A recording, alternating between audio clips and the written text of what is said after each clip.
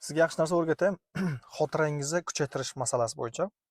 Juda ko'p odamlarimiz farzandimni xotirasi sust deydi, o'zimni xotiram sust deydi, lekin o'zini ko'rsangiz hali 35-40 ga kirmagan odamlar xotiram susayishni boshlayapti, katta bo'lyapman, qariyapmanmi deydi. Xotirangizni kuchaytirish eng zo'r masalasi. Siz TikTokka kirmang, YouTube'ga ham kirmang, mayli kiring, TikTokka emas faqat. Siz ko'ring, minimum 10 minutlik videolar yo bo'lmasa 1 soatlik, 2 soatlik narsani ko'ring. Sizda manavi nimaliklar borku, 1 minutlik, yarim sekundlik, qanaqa videolar borku, 30 sekundlik videolar listovat qilinadi-ku. U narsa eng yomon narsa pamyatga. Pamyatni prosta o'ldirayotgan narsa.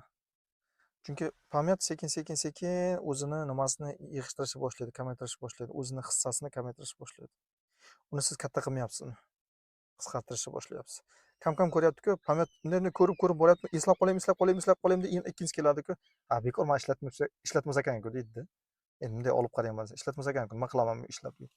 Prosta pamyat o'zini nimasini yig'ishtirib boraveradi, tamom, kamayib boraveradi xotirasini.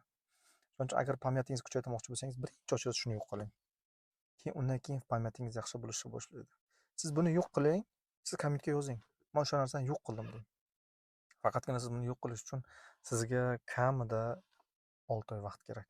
Agar siz buni o'rgangan bo'lsangiz, 6 oydan keyin siz o'zingizga kelasiz. Siz yo'q qilganingizdan keyin yozing.